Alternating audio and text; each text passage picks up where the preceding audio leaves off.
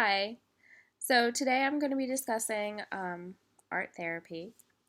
Um, Art has been around for millennia, with the oldest art dating back to the caveman paintings um, that were made out of different paints that they used plant material and clays in order to draw depictions of other people and animals, and they used finger painting in order to put these depictions on cave walls.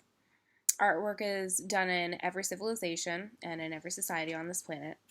It is also able to transcend language, much like with the cavemen, where we are able to look at this artwork centuries to millennia later and understand what they were drawing, which was people and animals. In an article I read, or a couple articles I read by Constantino and Randall and Kuban, they explain that art therapy was pioneered in its current form by a psychologist named Margaret Newberg. I think I probably mispronounced that. Although art has been used by people to express themselves to others nonverbally for centuries, art therapy is a multisensory way to teach people to communicate with the outside world without having to use verbal language, which is beneficial for us to use with children and also adults who are nonverbal, who may have developmental issues or physical disabilities. This can also be beneficial for survivors of domestic violence because, as another individual, Binkley, points out, these individuals, due to trauma, often have difficulty asking for help, are afraid to discuss their trauma, or there's concerns of re traumatizing them through traditional talk therapy. Um, Constantino and Randall also pointed out that art therapy can be used as a starting point to help patients elicit internal memories or conflicts that can then be later clarified through traditional talk therapy. We saw a few representations of art therapy when reading through van der Kolk's text um, that we've been going over this semester. For example, in chapter 4, he talks about a child who draws a depiction of witnessing people jumping out of the World Trade Center and how he would have fixed that by putting trampolines at the bottom. Later in chapter 8, van der Kolk also tells us about a client that he was working with named Marilyn, who he has to draw a depiction of herself and her family. The patient ended up drawing a depiction of herself that was very chaotic and included a depiction of her past sexual abuse trauma that she had blocked out. This image was later used to talk about these repressed memories and work through and process that trauma. When doing forensic interviews with children during child abuse neglect investigations, a lot of times we'll start off by bringing them into a room with the interviewer. And for younger children, we'll normally have paper, crayons, color pencils, markers in order for them to draw with. This helps the kids to feel comfortable while talking with the interviewer that they don't know, who's a stranger to them. And at certain points, we also ask the kids if they can draw a picture of themselves or their family members, and we'll later use that in order to kind of go over with the kids who are these people, do they live with you, how are they part of your family, and who do you feel comfortable with. And a lot of times we'll use this in order to hopefully get a disclosure of some possible abuse. Art therapy can also be used during an assessment of a client's therapeutic needs, such as with van der Kolk, or it can be used during a therapeutic processing to help bring up and process emotions that they otherwise do not know how to describe or they don't have words to talk about. You're also able to use art with an array of clients. You can do artwork with children, starting from toddlers, can then use it all the way through with teenagers to adults and even seniors. With younger children, you can use similar freestyle drawing, coloring books, painting, or sculptures because they're probably not going to have the dexterity in order to do the more complicated art therapy techniques. And with older individuals, you can use more intricate designs for relaxation, to assist with meditation, and to process their traumatic incidents. This can also be used to do one-on-one with a client, or you can use it in a group setting in order to help um, role model to people how to get better attachments to each other. All right, thank you. Okay, so initially I was kind of unsure about how to really demonstrate art therapy because it's kind of something that you do with somebody.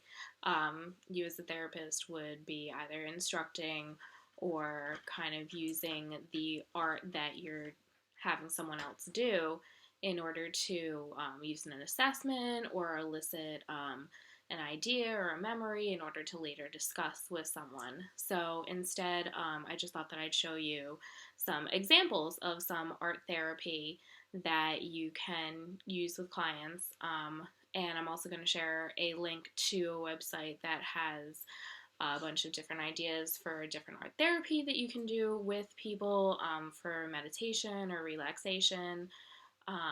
But you can use a bunch of different mediums. So I don't have any painting or clay mediums to do today, but I'm going to show you some that I kind of picked up at a local arts and crafts store that I tried to do at home here and kind of discuss them with you. So the first one is something like this. This is a mandala etching that can be done for meditation. So I don't know if you can see it, but I'm trying. Yeah, I can figure out which way it goes. So as you can see, there is some, or hopefully you can see, there are some lighter parts to this, and what you can do is you can take a tool and you can scratch out the design that's supposed to be there. You can add in some of your own little designs because all of it can be scratched out. I did make a few errors over here, but this one can be used for meditation. Like I said, it's very intricate. It's actually a little bit harder to do, so you'd probably do this with an older adult population or senior population, probably not with younger population whose dexterity wouldn't be as good. So this is an example of one of them. You can also use something like this, which is just coloring. With this one we used markers, but you can also use crayons or color pencils. This one actually is really nice because the black parts of it are felt, and you can get this in smaller versions. This one obviously is a really large version. You can also use this in groups with people in order to have them do together and kind of form some bonds. This one is really good. I actually used a lot of these at the inpatient mental health facility where I was doing my internship at last year. A lot of the clients really liked them. They did them as a relaxation technique. They could do them in their free time. They could do them with the group, with everyone doing it together. Like I said, you can do these bigger ones with multiple people doing one. And this can be used for relaxation, and it's also something really empowering for the client because at the end of the day, this is something that they've made. So a lot of staff members would have clients actually give them their drawings that they did like this at the end, and it was really beneficial because they were very proud of it, and also they were relaxed. Another technique of something that you can do is something that's become very popular now. It's adult coloring books. So you can, this one's a little bit more intricate, but you can use something like this with colored pencils. Probably not crowns with this one because this is a little bit more intricate, but I know a lot of my coworkers do use this, and one of my friends uses this, who's now in recovery with AA. But they all use it as a form of relaxation. So, another good point to this one is that, sorry, I've been sick for a little bit. Another good point to this one is it's good to use in an inpatient setting, or when you have to, or when you're not have to, but when you are concerned about patients who might be self-injurious, because you're not necessarily using anything pointy. You can use crowns with this, so if there is that kind of concern, you are able to give them an implement such as a crown where they're not going to be able to hurt themselves, they're not going to be able to hurt anybody else, so it is safe. When I was going through some readings about art therapy, I came across a lot of other examples of people using sculpture mediums or using painting.